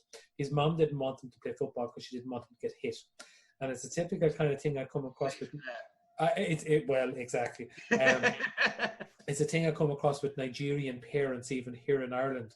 They're very protective of their kids. Like, you know, George comes from a Nigerian background. He was born and raised in Nigeria, and moved to the States. But George Obina is sitting back there on the depth chart, right? Now I'm going to start naming guys. Here that are playing defensive end for the Browns, right? Okay. Robert McCray. Yep. He's good. He's okay. I don't say he's good. He's okay. He's pretty good. Porter Gustin. Man. Chad Thomas. Now, how do you feel about Chad Thomas? Yeah. Oh, I feel a very particular way about Chad Thomas. How is that way? Cut the fucking cord now. I'm curious to hear your opinion. Yeah, cut the cord now. You know, Chad's a good DJ. You know, he can produce music well. I don't think Chad's going to bat a fucking eyelid when he gets cut from the Browns. I think he's going to bat a fucking eyelid. Yeah, I think he's a John Dorsey guy, and just that's it. And I think when you go back now, so come back to me, travel with me here for a second now, guys. Travel back here with me now. Looking at the depth chart here, Miles, you know, our guy, Olivia Vernon, or Jadeveon Clowney in that other position. We're not breaking news. We're not breaking news here. We're definitely not breaking news. And it is one or the other of them. Adrian Claiborne on rotation. Tremendous signing, but go Love on. that. Brilliant. Now, you tell me why Robert McCray or Porter Gustin is not getting that position over George Obina right now. I want to see George Obina taking the snaps, and I want to see him against those guys taking the snaps. And I, as a sneaky little outside bet, coming up for the new year, I think George Obina is going to make this one. You think it's because of money too? I don't think it's because of money. I think it's because he can sack the fucking quarterback. That's fair. It's like the defensive tackle room. If we want to move it inside for a second and have a quick look inside, Larry O, Sheldon Richardson are our guys. Andrew Billings is in there as your run stuffer. Jordan Elliott is in there. I picked Jordan Elliott. Now, this again, it's not going to be news. I picked Jordan Elliott in more or less every mock draft that I did this year. I picked Jordan Elliott for the Browns. And the reason is very, very simple. He gets to the fucking quarterback every time. His production where he played is fantastic. So, and again, it sounds very simple. If you look at PFF grades, you look at PFF stats, he was a PFF darling in this draft. And you look at the front office we have, they are going to listen. They are going to listen to statistics. So Jordan Elliott is in there. We now have one position possibly left in that room. You know, are you in love with Elianku, Daniel Ikwale, Justin Zimmer? Are you in love with any of those guys? Nope. Let me introduce you to Jeffrey Whatley. It And again, we're going back to undrafted free agents. We've had Jeffrey on the. sounds bad that I'm just dismissing people, but it's just No, but it's the option that you haven't had before, John. It's recency bias, I suppose, to a certain extent. Like, we haven't seen Jeffrey Whatley yet. I know Jeffrey Whatley has produced down in Alabama, down in Southern Alabama. Like, he has produced there where he played in college. He seems like a really nice young man. He seems really motivated to come in and succeed. The Browns have seen something in him to bring him in that position. If I were Elianku, Daniel Ekwane, or Justin Zimmer, just at the moment, I would be looking over my shoulder. If I were them. So there's plenty of rooms here at the moment for room for change. I suppose the only room at the moment, like, you look at special teams. Special teams is set. If there's a change in special teams, but between here and September, I'll fall over. I really don't see a change there. Why? Who's our special teams returner? Donovan Peoples-Jones. Yeah, Peoples-Jones, really. I don't think Natson is going to make it. That's fair. JoJo Natson would put up. I thought we signed JoJo Natson for that reason. Yeah. Until we drafted Donovan Peoples-Jones. Yeah, and it's that. I think that's going to be the, hey, welcome to the NFL moment for Donovan Peoples-Jones is going to be. It's saving a roster spot, John. You know what I mean? It's saving. Oh, absolutely, yeah. It's saving that roster spot. The only room at the moment that I'm not absolutely, nailed down on is the O-line. Like, there's a lot of flux there at the moment with your O-line room. At right guard. Yeah, and I suppose, take center. Like, Tretter nailed down, and you've gone to the bother of drafting Nick Harris. I think he probably beats out Evan Brown to that, He might be the right guard, I guess. He's too small. Personally, I'm not 100% I think he's comfortable too with him, small. but yeah, he seems like he's J.C. Tretter's replacement in waiting, but you're not going to hang on to him for 3 years to plug him in. You think Tretter's here for 3 years?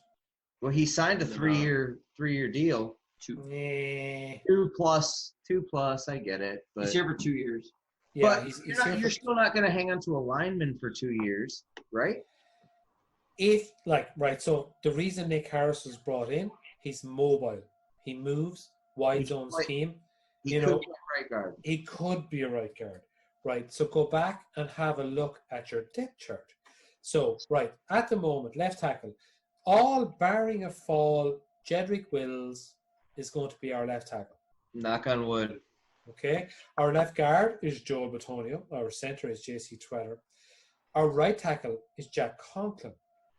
Our right guard is either Wyatt Teller, Drew Forbes, Willie Wright, Nick Harris. Our right guard is one. Now, personally, I'm pretty sure Wyatt Teller has a head start over all these guys. How is he underneath the Kevin Stefanski system? He moves well. Have you not seen him doing his tuck and rolls? Wyatt Teller is very. I've seen Hubbard do some pretty good tuck and rolls, and no, that's just because he's fallen over. Wyatt Teller. That's what I'm saying. Wyatt Teller does them on purpose. Wyatt Teller is pretty athletic, and I think that, I actually think he's going to be at the moment, without anyone else coming in there, I'm penciling Wyatt Teller in there as white guard. It could be right. Yeah, you could be absolutely right. And there's a couple of guys I like there in that room. I like Willie Wright in that room. Kendall Lamb as a swing tackle in that room. Nick Harris, for me, is going nowhere. I think he's a guy they've brought in for a reason. And Chris Hubbard seems like a good guy, but not starting caliber. Yeah, I feel like that that they're just. Remember how excited we were when we got Chris Hubbard? Yeah, he's all right. Yes, I think that Jack Conklin's going to make up for a lot of whatever right guard just based on the offense itself. But I'm also optimistic, man. I'm just John. Right. So I'm kind of we're going to have to start wrapping up here soon because it's 3 o'clock in the morning here and everyone's getting fucking bored. Good for you, man. Yeah. But just looking at the rooms here, like, you know, and you made an interesting point there that you were excited about that room. Man, last year there was this thing, John, right, called a hype train, and I bought tickets for the hype train. Bought a pair of tickets for the hype train, and I fucking jumped on both feet onto the hype train. And like we spoke earlier, that San Francisco 49ers game was the game for me when the hype train hit the fucking wall. And I jumped off the hype train really fucking quickly. I didn't speak to anyone about football for a week after that game, right? And it came crashing very, very, very hard for me. I took that. That's the worst I've taken a football result in 20 years. And the reason was I fucking dared to dream. I dared to dream we were a fucking good team last year. I dared to dream. And after, like, again, we spoke earlier on when Neil was with us in body for a brief period of time. I spoke about the game we went to see, the Titans, the opening game last year. I remember standing there. I have a 3.5-hour drive to get to Galway to meet Neil to watch a game. And I had a 3.5-hour drive ahead of me whilst leaving that pub in Galway after the fucking Titans game. I had a lot to think about on that drive home. And then I convinced myself, John, that we were not shit. Or not that shit. We weren't shit last year. We just weren't as good as we had convinced ourselves. When we signed Odell Beckham last year, I danced around my sitting room at 3 o'clock in the morning. I was sitting here one morning, like I wasn't in work the next day or whatever, and I was up late, and I happened to click on NFL Network, breaking news, signed Odell Beckham. I danced around my living room when we saw, and I thought, this is it. I have a WhatsApp group for my buddies that I play fantasy with. I was talking so much shit on that WhatsApp group about all we were going to win. And that all came crashing down with the 49ers result because I had all these wins penciled in by week 6, 7, whatever it was, right? So, before we go, guys. I was at that game, yeah. It was not fun. And did you get that, John, from that game? When you were at that game, did you walk away from that game going, oh, fuck? John, I'm still waiting for my money back. I was so heartbroken by the way that, like, I've never been to California in my entire life until that day, until that week. One of my roommates in college lives in California. He invited us. Browns are playing out here. Let's go. We went out there, spent 3, 4, 5 days there, how long it was. He put us up in his home, no cost. Like that's a huge thing in California too. Like just trying to for lodging. It's John, never mind California. When I get to Ohio, that's a fucking big deal. Thanks, John. No, when you're staying at the You have to stay with us. Oh, there you go. that's happening, Jen. Don't worry. Okay. But I'm in California, and this is great. And then we go to the game. The entire trip went to shit. Literally, as soon as the game started. Great tailgate, everything. So I mean, that's how it went for us, and it bothered me. Were you sitting there, John, like I was sitting there going, Mostard? Fucking Mostard. Fucking honestly, Mostard. Are you John, fucking serious? John, we went to the stadium an hour before the kickoff was scheduled. We didn't get into the stadium until 15 minutes after kickoff because of the way that stadium was. So I'm watching Mostert's kickoff return for a touchdown while I'm standing outside waiting to go into the stadium. I'm not happy about that moment in my life. Yeah, that is great. And then we're sitting the opposite end zone where, it's a whole thing. Antonio Callaway's dropped and whatever. But I also just signed up for season tickets for the Cleveland Browns for 2020. So you're optimistic, John.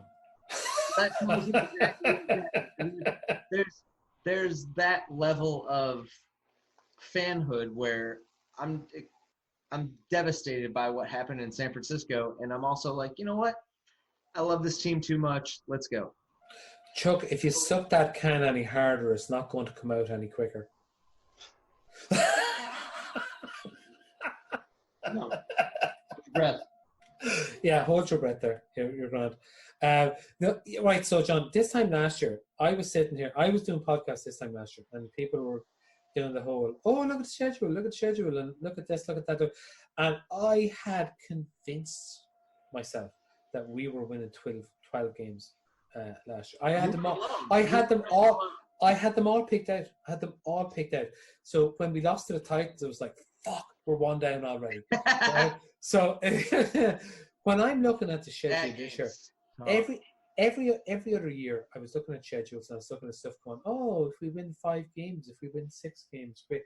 And now, last year I looked at the schedule and I thought 12 games. This year I'm looking at the schedule and I have to say I am very, very cagey about, picking games to win. At the moment, personally, an 8-8 season with everything going reasonably well, to me, not making the playoffs would be enough to move forward and not be annoyed. I'm not saying it's a win. I'm saying enough to move forward and not fucking, tear my hair out. I'm realistically thinking, though, 11 wins and a playoff appearance might be within our wheelhouse. Is that where we are, Chuck, John? I agree. I think, and we kind of touched on this momentarily earlier, but I think the way that Steven, God, this is a drinking podcast, right? Steven Kafansky. Steven Kafansky. Can we get that rolling, by the way? Steven Kafansky. There's other podcasts there have got him out calling them different things like so. I honestly think Kevin Stefanski is the godsend that Baker Mayfield needed. And I think it's going to lead to a lot of and also that something we haven't even touched on once in this entire thing that I've remembered at least is Andy Janovich. Oh yeah, him of the deer testicles. Janovich and Nick Chubb are going to be best friends, and it's going to be the greatest thing we ever needed because they're going to run the ball when they have to instead of when it's convenient for. John, do you remember last year when we were going to throw the ball to Odell Beckham all the time? Hey, do you remember when? John, do you remember when it was first and goal from the 2 and they wanted to go 5 wide? Oh yeah, I remember that. Oh Jesus! We don't need to when we have a fullback. I just hope that this offense remembers to go ahead and run those little fucking dump passes to Jarvis Landry running down the line of scrimmage. That's what I hope we do a lot of. Except for just handoffs in front. Yeah, I hope we do a lot of those. If you're guaranteed 3 and 4 yards every time with Andy Janovich and Nick Chubb, if you have Odell Beckham, Rashard Higgins, or another whoever, Peoples Jones or whatever out wide, Jarvis across the middle, Kareem Hunt in the backfield, Austin Hooper willing to catch something, in no man's land over the middle. Yeah, we're going to win the fucking Super Bowl. Plays for the Browns, by the way. We're going to win the Super Bowl. Right, before, we're going to have to press end here because I think podcasts can only be so long. Chuck, give me your really, really, really, really, really too early prediction for the forthcoming season, wins-wise. Everyone hates me, and I hate myself. Don't say it, Chuck. But we're going to win 11 games. The Browns are going to we're going to win 11 games, and it's going to be amazing. Hold on. Break that down for me in division and out of division. How many wins in division? How many wins out of division? All right, so in the division, we're going to go 3-1 in our division. We're only going to lose 1 game in the division. 6. We play 6, Chuck, yeah. Go back. Sorry, wait. let me back that up. Let me back that up. Good call, John.